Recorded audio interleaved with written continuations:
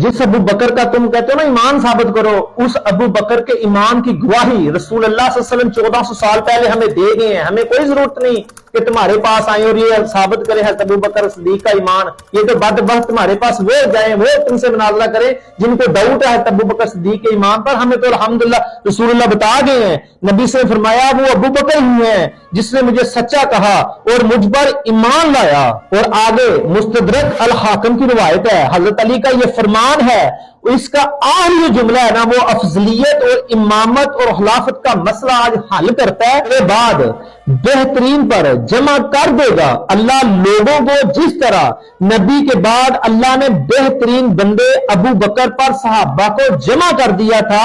तो अली पाक ने बता दिया कि खलीफा अल्लाह बनाएगा और लोगों के जरिए बनाएगा और अफजल को बनाएगा, जिस तरह रसूलुल्लाह के बाद अफजल अबू बकर को खलीफा बनाया। ये मौला कायनात हमें बता गई।